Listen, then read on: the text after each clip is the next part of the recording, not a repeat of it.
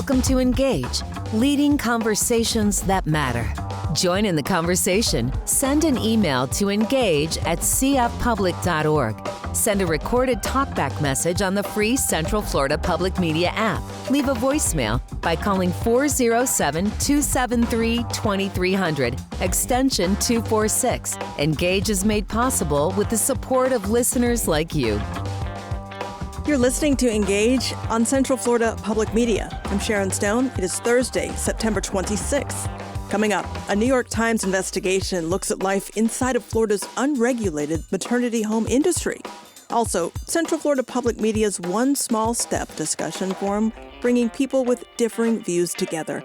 And we'll visit a first-of-its-kind pre-K program in the Eatonville district. First, though, Hurricane Helene strengthened into a major Category 3 storm. Governor Ron DeSantis declared a state of emergency for 61 counties.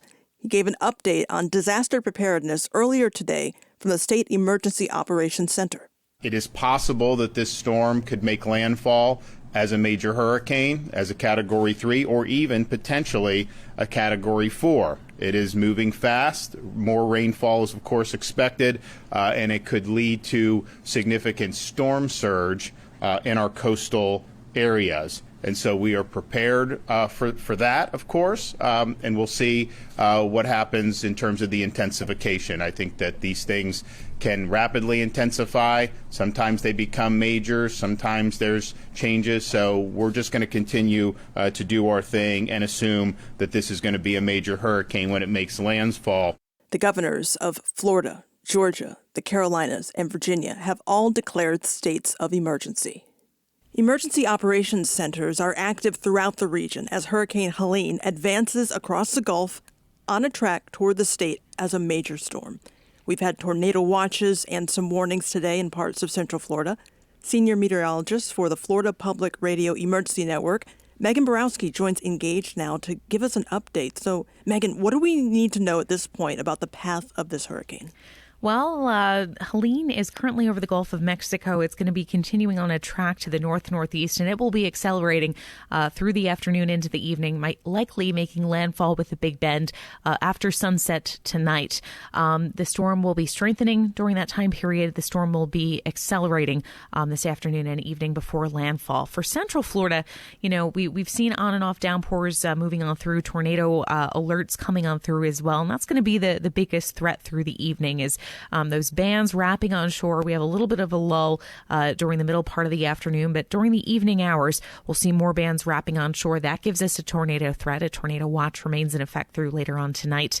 And tropical storm force winds. This storm has a huge wind field, and even though Central Florida is hundreds of miles from the center of the storm, we'll be dealing with those wind gusts, and with the rain, that could lead to downed trees and power lines. I think some people might be looking out their window wondering, is this actually going to happen? So am I hearing you say conditions could still deteriorate? Oh, yeah. We'll have bands coming in later on this evening. We're in a little bit of a lull now, which is a good thing. But, the thunderstorm bands on the eastern side of circulation should wrap inland, especially for locations closer to the Gulf Coast on the western part of the listening area. They'll be most likely to experience those heavier outer bands, but we'll have them wrapping on shore tonight into the early morning hours tomorrow. Can't rule out a few on and off downpours even tomorrow afternoon, but the worst of it will likely conclude, I would say, around or shortly after midnight tonight. Any chance we could see some kind of dramatic east turn towards us with this storm? No, the steering mechanisms are pretty strong for this thing. It's tied to a trough of low pressure over the Tennessee Valley right now. We'll see a little bit of a wobbling in the forecast track in terms of maybe tens of miles. But as far as Central Florida goes, we're safe from a landfall in our immediate area. But still, the breadth of Helene is large. And so we'll still be feeling those impacts. But thankfully, the worst of them will not be felt in Central Florida. And are you keeping your attention on Helene only at this point? Anything else in the tropics that's catching your eye? Well, nothing to worry about for us. We did have Tropical Storm Isaac form in the northern latitudes of the Atlantic Ocean, but that is over open water. So thankfully not a problem for us, but that did occur. We did have that storm develop earlier today. There is also an area of interest closer to the coast of Africa in the tropical Atlantic Ocean. But as of right now, we're just watching Helene, and we'll continue to monitor things for the rest of season. But the big thing for us now is Helene and the aftermath from that storm. Megan Borowski is a senior meteorologist for the Florida Public Radio Emergency Network. Thank you for your time, Megan. Absolutely. Members of the Salvation Army Emergency Disaster Services team from Central Florida are part of a statewide effort that mobilized ahead of Helene's landfall. Crews went to Lakeland yesterday. From there, they will assess needs and deploy to impacted areas. Major Ken Chapman is the area commander for the Salvation Army of Orange and Osceola counties. He joined Engage this afternoon to talk about their role in disaster response for Hurricane Helene. We work hand in hand with all of the Emergency Operations Center locally and statewide. What we do is provide first responder emergency food, water, emotional and spiritual care, personal toiletries, things that people need to get back on their feet after a storm has passed, particularly when there's no electricity. Where are these services going to be available? It depends on where the storm hits and where it's needed the most. We anticipate that it will be focused in the Tallahassee area and the Big Bend and the Panhandle of Florida, but we're prepared to go south if needed or inland if that's needed, depending upon what happens with the storm. You can go to salvationarmyorlando.org. It will be on our website, and then we will post it on social media, and then locally wherever we end up, where all the teams end up, and they may be split up because we know that we've had several teams come from Texas yesterday in preparation, and the local emergency operations center will put those notices out in those areas. And Ken, who is eligible? Anyone who has been affected by the disaster. All you have to do is show up at the station. We call them canteens. They're mobile kitchens that are capable of doing at least 1,000 meals a day. And we have rapid response units, which are smaller units that can get into places that perhaps a larger kitchen cannot. So people just have to say, I'm hungry, I'm in need of counseling or emotional, spiritual care, I need water, I need toiletries, and we're there to help. And are you looking for any type of donations or help yourself, either prior to or in the days following Helene? Well, in the days following, we will put lists out of things that are needed. And it's amazing to me after almost every disaster I've worked, the public, businesses, foundations are so generous and they come to the needs, and it all depends upon the disaster, what the needs may be. And we will put that list out. Anybody can donate, and we are grateful for that. And we say we're doing the most good as our brand. We're not bragging. What we're really saying is we'll do the most good with the resources you entrust to us. Major Ken Chapman is the area commander for the Salvation Army for Orange and Osceola counties.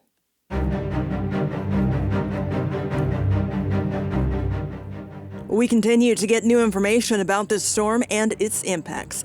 Officials are warning of unsurvivable storm surge threatening northwestern parts of this state, in addition to damaging wind, rain, and flash flooding. Volusia County officials are expecting dangerous beach conditions, creating higher than normal tides and rip currents off of Florida's Atlantic coast. Beach safety says driving has been suspended. County beach parks and facilities are closed. You can find updates like these on Hurricane Helene and its impacts to Central Florida throughout the day and night on our website, that is cfpublic.org. That is where we are streaming live now.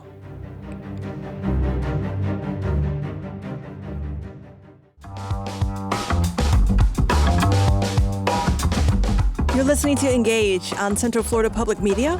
I'm Sharon Stone. Ahead on this program, Eatonville's Hungerford Elementary opened the first district-operated preschool, providing much-needed early education opportunities. Early childhood education is essential to building skills for the success of our nearly 208,000 students at OCPS. What they learn in their first 5 years helps them in the classroom and in life after graduation. Central Florida Public Media education reporter Danielle Pryor visits Hawk Haven Preschool in Eatonville. First, though, during much of the 20th century, unwed women and teenagers who found themselves pregnant had few options. Maternity homes became a popular solution for women with no support, no income, and no abortion options.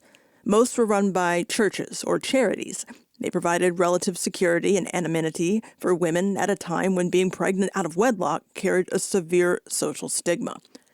The 1970s saw two revolutionary events for American women: universal access to birth control, including the pill, and the 1973 Supreme Court Roe v. Wade decision, which ruled women do have the right to seek an abortion to voluntarily end a pregnancy. These led to maternity homes disappearing from American communities. Women had gained both control and choice over their reproductive health. 2022, the conservative majority Supreme Court struck down Roe v. Wade, denying women the legal right to choose abortion as an option. May of this year, Florida's 6-week ban on abortions went into effect.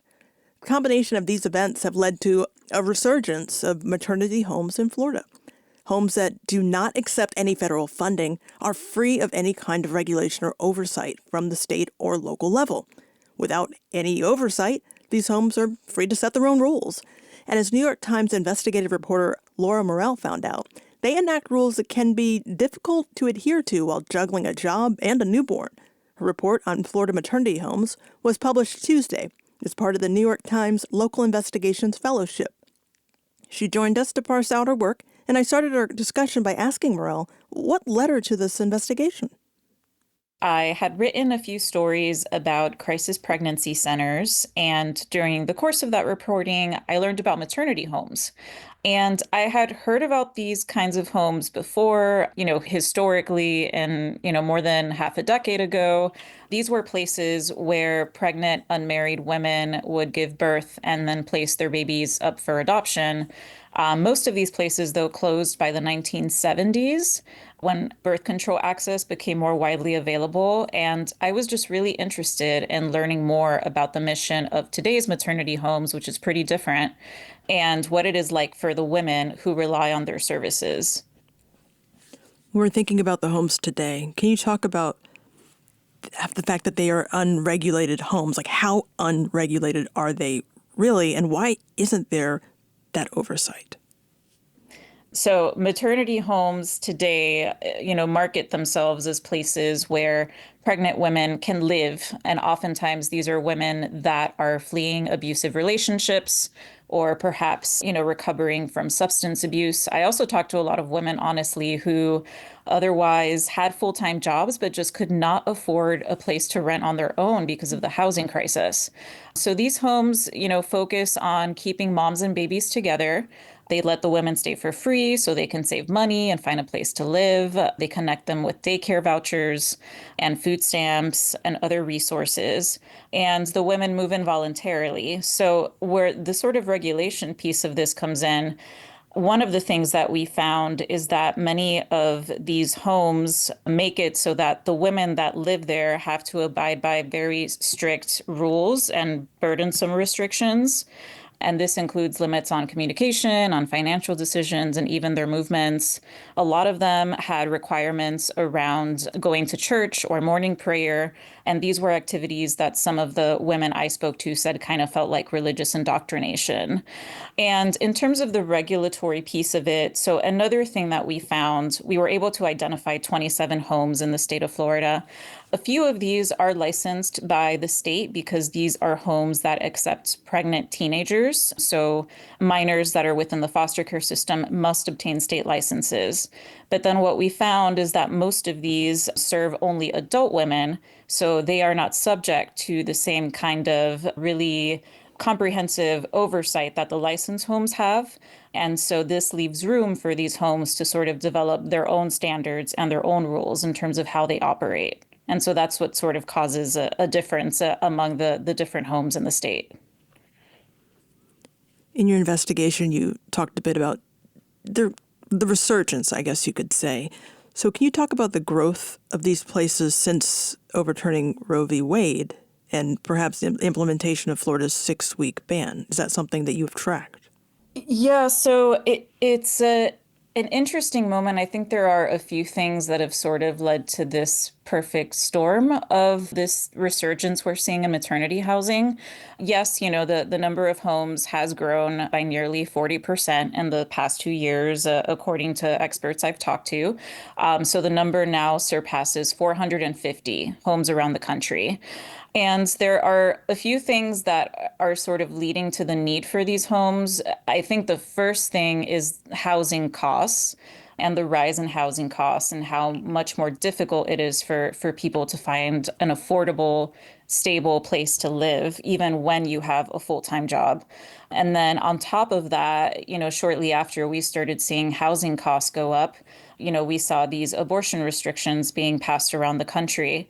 I think it's too early to tell yet if these bans have yet to have some kind of quantitative impact on maternity housing.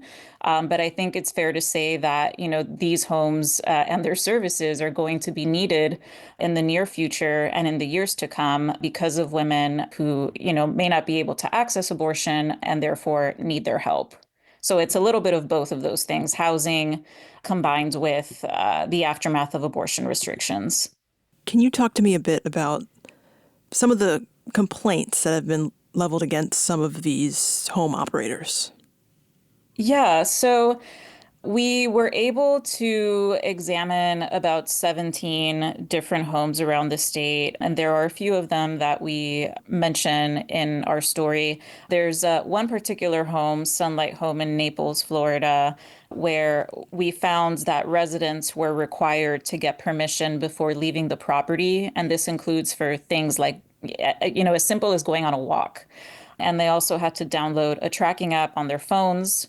At another home near West Palm Beach, in Hannah's home, we learned that women needed a pastor's approval to have romantic relationships, and they were required to attend morning prayer. And this was according to several former residents and volunteers there. They also had to hand over food stamps to pay for communal groceries, which is something that a few experts told me most likely might violate the law. And then, of course, there are requirements around church attendance. And I will say that, these rules are often disclosed or mostly disclosed to the women before they move in. So these programs are voluntary. But I think the issue that we're seeing is that a lot of the women I spoke to said that they just didn't anticipate how burdensome these rules would be. And it often led to a lot of women leaving just a few months into their stay because they just couldn't take it. And Laura, we have listeners in Melbourne, that area. What can you tell us about, I believe you were able to meet with a woman who took her children to the Genesis House in Melbourne. Yes, I spoke with a woman. Her name is Christina Atwood. She stayed at Genesis House in Melbourne a few years ago, back in 2021. And she was only there for about a week before she, according to, police reports that I obtained and in speaking with her and the house staff as well, she had lit incense in her room and was told by staff at the home that she couldn't do that. And they subsequently evicted her. Christina did not want to leave the home because she had nowhere to go with her 2 kids who were already sleeping. So she called the police. And when police arrived, the home agreed to pay for a one-night stay at a hotel for Christina and her kids. She ended up checking out the next day. The home also had her trespassed from the property. So I did reach out to the home for an interview and a response to these police reports that I found. And they told me that they had warned her multiple times not to, light incense in the home because it was a fire risk.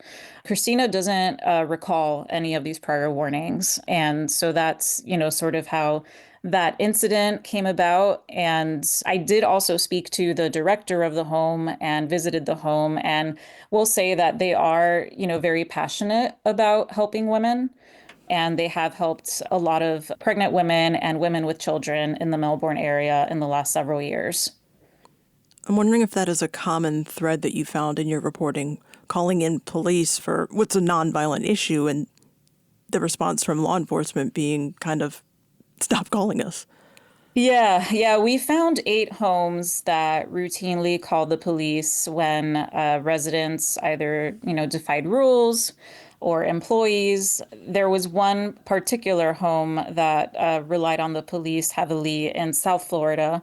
And there's one report in particular I'm thinking of where they called the police because a 29-year-old resident had allegedly stopped eating. And then when the police arrived, they were told that the woman had been disobedient because she had walked to a nearby Starbucks, which wasn't allowed during that time of day. And in the end, this report, the officer that wrote it notes that they advised the home not to call the police when, quote, they had a mom that did not want to follow house rules. So this was something that we saw at a lot of homes across the state. Listening to you talk about those rules makes me wonder about the why they did it in the first place. So you got several responses from these facility operators. What did they have to say in response to the allegations? I did speak to a lot of maternity housing providers, and what I will say is that many of them are very passionate about this work. They are passionate about helping women. I think the friction that we're seeing is that there's this sort of balance between the homes wanting to, protect these women who are often leaving very, very risky or vulnerable situations and sort of wanting to ensure their safety versus sort of taken into account these women's autonomy and independence. And so this is a balance that I think just causes a lot of friction and tension in a lot of the homes. Some of the providers I spoke to acknowledged that this is, a challenge that they have dealt with. Some of them told me that they were actually lessening their rules. For example, another common rule I heard about was cell phone restrictions, not being able to have your cell phone at night. And there was one home in particular, the provider mentions that they are no longer requiring that because they realize how burdensome that is for residents in the home. Did you get a response from the state? Most of these homes are not, even overseen by the state. I did, however, talk to the Christian nonprofit, the Florida Association of Christian Child Care Agencies. We reached out to them for an interview and they sent us a statement. They are actually in charge of overseeing some of these homes that are faith-based programs.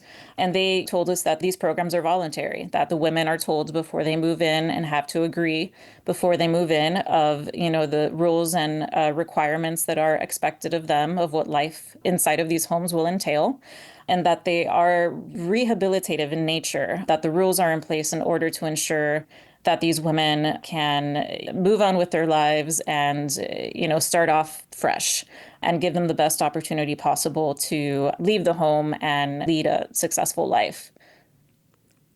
When we're talking about these Florida maternity homes and what they offer, did you find in your investigation that it's getting any attention from perhaps lawmakers or any kind of policymaker?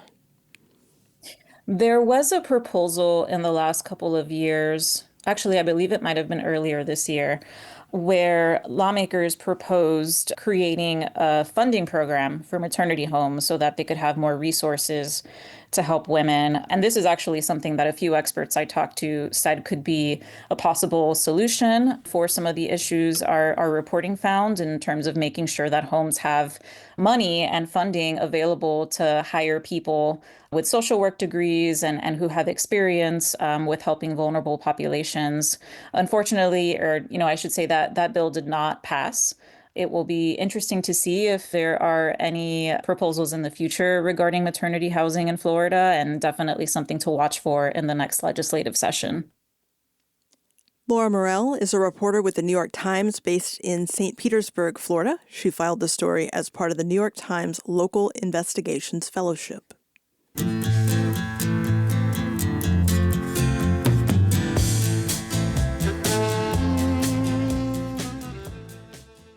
Let's shift gears and talk about politics. Not the things that divide us, but the things that can unite us. Central Florida Public Media is partnering with StoryCorps to do the One Small Step conversations. We are going to hear one of those conversations. First, we're joined by Rebecca Fernandez, Central Florida Public Media's Director of Community Collaboration. We are also joined by Central Florida Public Media producer Abe Abaraya, who is facilitating these conversations. Thank you both for your time. Let me start with you, Abe. Kind of just set up the conversation that we're about to hear, please. Yeah, so we're going to hear from two Central Florida residents. We've got Andy Huffman, who's an Oviedo resident, and Chris Mandela, who is a Melbourne resident. And the two of them actually came together in our studios, and we'll kind of let them introduce themselves now. My name is Andy Huffman. I am 43 years old. My name is Chris Mondello. I'm 71 years old. This is Chris's bio. I'm the youngest of three siblings. The oldest, a brother, died recently. Born and raised in rural New York, between New York City and the Catskill Mountains, dairy farms and apple orchards. I'm deeply religious and feel very strongly about the need for church and state separation. I was married for 40 years, have 4 adult children and 8 grandchildren. 1 child died in childbirth. I'm divorced and remain friends with my ex. I'm now married to a black gay man for 5 years. Chemist by education, environment, social justice, and foreign policy are important to me. This is Andy's bio.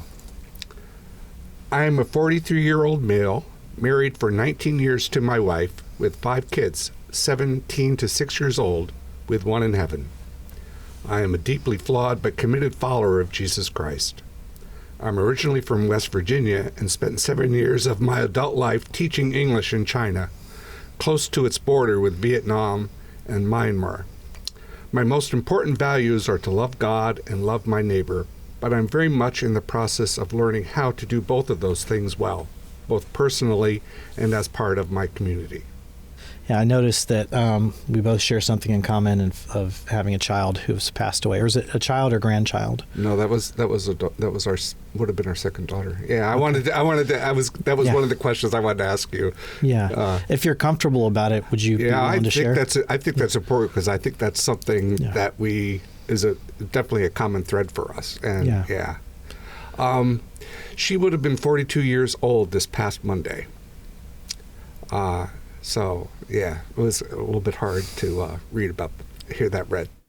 Rebecca, I'm going to start with you. You helped do this pairing. What made you want to put them together?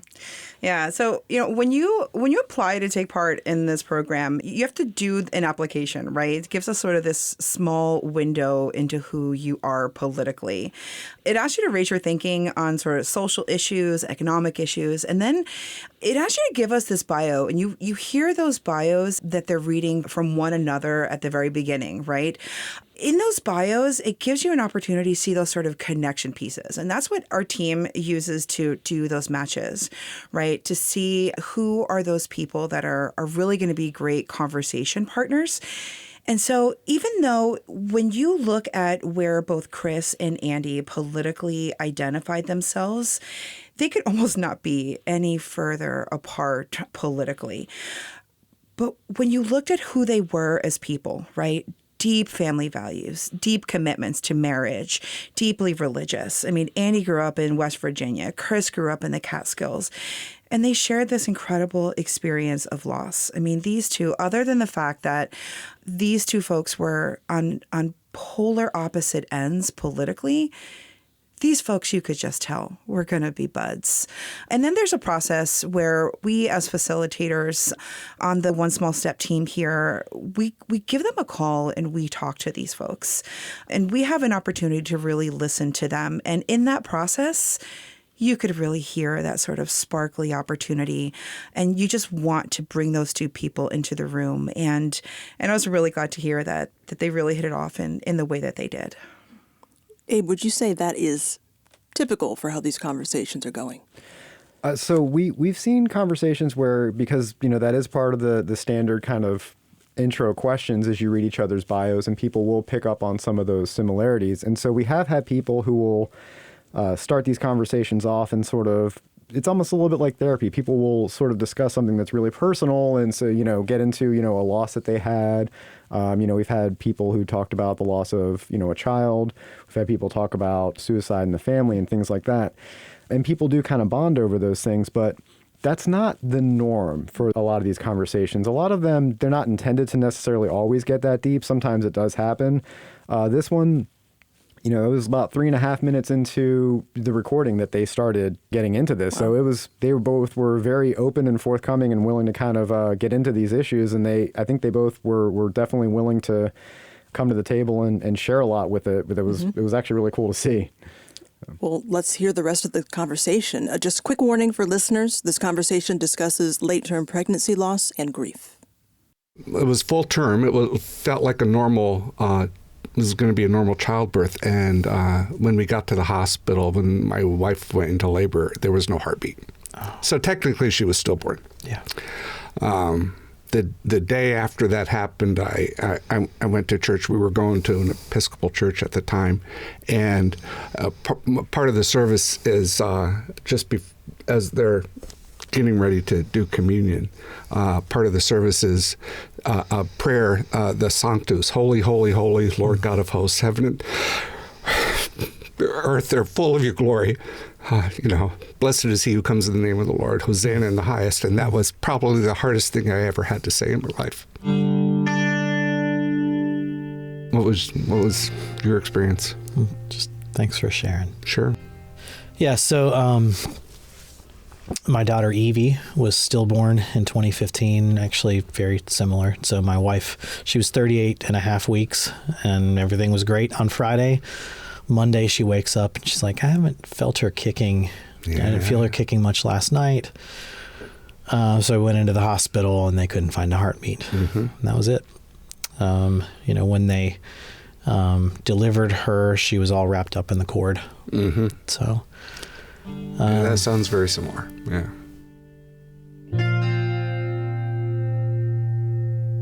But yeah, so Evie is buried here in town at Greenwood Cemetery. On her tombstone, it's Mark 5:41, so where Jesus raised the little girl from the dead. Mm-hmm. He says, Talitha Kumi, little girl, I say to you, get up. Mm-hmm. And just as easily as he's waking her up from sleep, she gets up. But man, yeah, just like you said, there are just sometimes where something gets you. And, initially, grief felt like these waves that just absolutely knocked me on my butt. Yeah. Over time, the waves became less frequent and maybe a little less intense, but at the same time, there's still times where just, every year, November 3rd, that's where our family is to be found. Ironically for us, that was the only pregnancy that we planned. all the others were serendipity. And that by itself taught us a lesson. It's like, sometimes you just gotta let God be in control. That's right. Make plans. God's like, oh, really? Yeah. Could you briefly describe in your own words your personal political values? I'm really rethinking a lot, quite honestly. I think, I'm still, in terms of social issues, particularly as it concerns abortion, but also, like abortion, even, like the LGBT question. And I know that's probably a place where there's some disagreement between us, but like, I think the rethinking of a lot of my views has actually just come through scripture. There's several years ago, there was this kind of perfect storm between COVID, Black Lives Matter, and then the election and all of that. And there's really been a shakeup within evangelicalism of like, okay, what do you do with all the passages in the Old Testament where it talks about the responsibility of God's people to care for the poor? Mm-hmm. And how does that come out in terms of the way that we think about government? Mm-hmm. And then also just, I think, frustration. That at this point, I just don't think either political party is selling what I would like to buy. And there are different pieces of it on either side that I think are good, but I just feel frustrated that there's nobody who, I feel like I'm selling out on things that are significant to me by voting for one side or the other.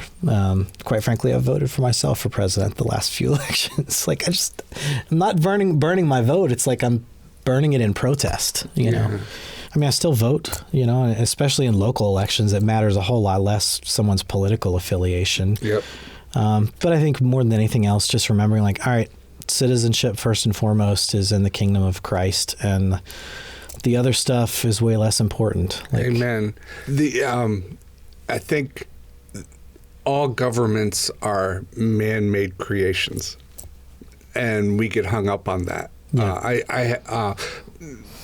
So many people have this God and country perspective, and it's like, I'm not sure that God likes Americans any more than he likes Chinese or French or whomever. And you know, I certainly have a set of beliefs that are really important to me, but those other people don't see the same light that I see, and I don't expect them to. So it's really hard to keep. Sometimes it's hard to keep those separate. Like my wife and I used to talk about this a lot. We would never. After we lost Sarah, she was, every time she had a pregnancy, she was always considered high risk. After that, probably same boat, for obvious reasons. And the doctor would want to do like some, you know, an amniocentesis or something like that to make sure everything was okay. And it was like, no, it doesn't matter. So we're not going to do that. You know, we're not going to take that risk to harm the baby. We're just not going to do that because we would never consider abortion. That was our personal view.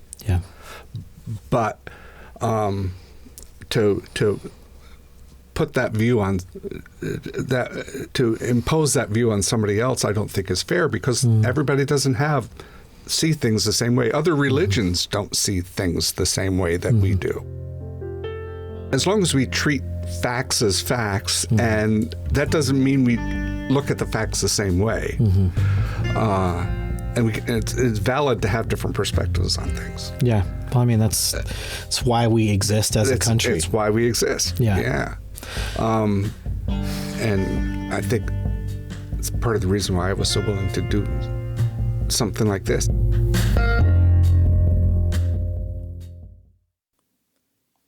It's pretty amazing that they were able to open up so quickly. So, Abe, what has happened since this conversation happened? So this is one of those conversations where we kind of got done with it, and they exchanged phone numbers and emails, and they've actually met up since then and had some breakfast together, and so they kind of are chatting back and forth, and so they are keeping up the contact since the conversation they had here, and so it's always really nice to hear that. So. Wow. And what kind of geographic diversity do you think we're seeing with these conversations you're facilitating? You know, where in Central Florida are they happening? So this one we did at our studios here in Orlando, but we are sort of doing these spread out quite a bit. So we've done some of them in Leesburg, we've been in Ocala. We're trying to make it where you can sit down and be comfortable with somebody and kind of have that face-to-face human connection as best we can. And speaking of signing up, Rebecca, are we still accepting signups? Yes, we are. So our grant runs through December 31st. So I'll tell you, our team is hustling to really be able to sign up and record and facilitate as many of these conversations as possible so that we can really maximize impact across Central Florida through December 31st. Right now, we've got 113 folks waiting to be matched in our system. And Sharon, I'm going to tell you that like 7 of those are conservative friends. So I'm going to be really transparent and let you know that we've got a real need for folks who are like moderate and conservative friends out there to really do that job of signing up. So if you're socially moderate to conservative, I'm going to challenge you today to sign up. If you know folks who are, bring them along and sign them up, give them the nudge. We are really so much more alike than we are different. And these are incredibly powerful opportunities for us to make incredible impact across Central Florida. And we can do this. So we need to do it together. Rebecca Fernandez is Central Florida Public Media's Director of Community Collaboration, along with Central Florida Public Media producer Abe Abaraya. Thank you both for your time. Thank you. Coming up, an educational ecosystem evolving in Eatonville. The Orange Technical College opened a branch there in May for adult learners. Education reporter Danielle Pryor tells us about the town's newest resource, investing in its youngest residents. And with Hurricane Helene forecasting to move away from Central Florida overnight, some schools in Central Florida have announced openings starting on Friday. Brevard Public Schools say all schools and offices will be open Friday, including after-school activities. Lake County Schools planning on resuming operations Friday. Orange County Public Schools will be open tomorrow. The University of Central Florida will be opening classes up at 6 a.m. Friday. That was according to a recent status update they shared. Valencia College says it plans to open on Friday as well. The Osceola County School District has a pre-scheduled holiday on Friday and will not be open. Closure is not related to the storm. Seminole County Public Schools anticipating schools will be operating Friday, and Seminole State College is resuming classes at 7 a.m. One more, Volusia County Schools announcing all schools and offices are planning to be open on Friday. You can find that information and much more, other updates on our website, cfpublic.org. Central Florida Public Media's news team is keeping a live online forum on that homepage, updating you with the newest information about Hurricane Helene that has strengthened into a powerful Category 3 storm.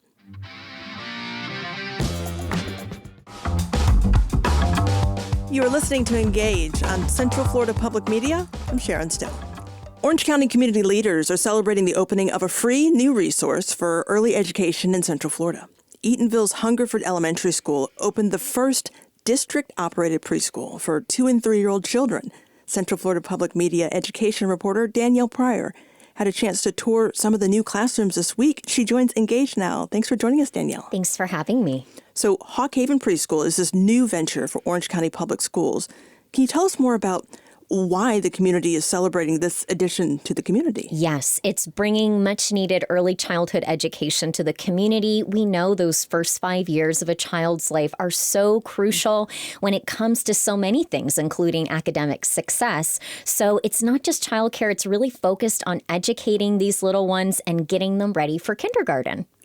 And you were able to talk to local officials about exactly what this is going to bring to the district as well.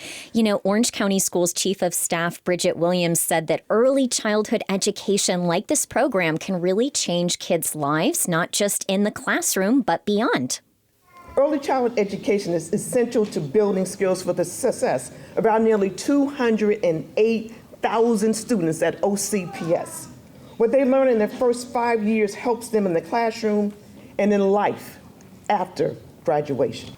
So this program really is trying to improve outcomes for students, and research from the National Education Association shows early childhood education programs like this one improves things like reading, math, self-control, and even can help people have positive relationships way after kindergarten for the rest of their lives. Wow, really a long-term investment. Yes. So Danielle, did they talk about the needs of children in that community specifically? Yes, Mike Brown did. He's the CEO of Travel and Leisure's Charitable Foundation, and they actually donated the money to help open this preschool. And he said something really impactful about the need for preschools like this one in Eatonville.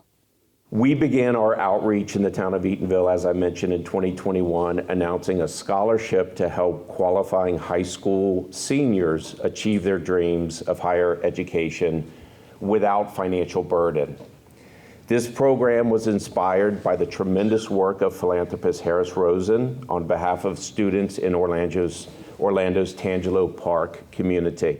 So they have the scholarship for high school seniors, and within the same parking lot, Sharon, it's like the preschool, the elementary school, and the technical college. So kids have this ecosystem there for them to help support them. Within this community, as much as 1 in 2 kids may not be ready for kindergarten headed into it. So the goal is to get those rates a little bit higher, which will help improve language skills and other lifelong skills.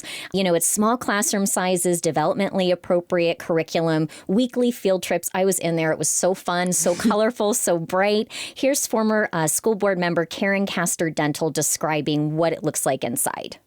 Well, it's your traditional pre-K, but it is fully outfitted by the Travel and Leisure. They have sand tables, water tables, little reading nook, and all sorts of manipulatives and hands-on supplies to experiment with, and books, and everything that they would need for that enrichment is there. So these are like 2 and 3-year-olds, but they're learning about how to express emotions and mindfulness and even healthy eating. And I just thought it was so cool. They have like painting stations, sensory tables, everything. And you can just even hear the excitement in the voices of people you were talking to as well. Excellent. Central Florida Public Media education reporter Danielle Pryor, thank you so much for bringing us this story. Thank you. That's all for today's edition of Engage. We're back on Tuesday at 3. If you miss any part of our show today, you can always subscribe to the Engage podcast and listen whenever it's convenient for you. The program will be available on demand at cfpublic.org. We always want to hear from you. Let us know what you'd like to hear more about. Send us an email to engage@cfpublic.org. Or you can send us a talkback on the free Central Florida Public Media app. Just in the menu, select Send Us a Talkback, record your question or feedback, hit send, and we will get it. Or give us a call. The number is 407-273-2300, extension 246. Hopefully you're staying safe at home as Hurricane Helene moves through the area. You can listen to Central Florida Public Media's coverage live on the radio at 90.7 FM in Greater Orlando and the Space Coast and 89.5 FM in Ocala and the Villages. Or stream us live at cfpublic.org or on that free Central Florida Public Media app I mentioned. And you can tell your smart speaker to play Central Florida Public Media. Again, you can use Central Florida Public Media as a resource for information on Hurricane Helene. Find it all at cfpublic.org for regular updates. I'm Sharon Stone. Thank you so much for the company. All Things Considered is coming up following NPR News.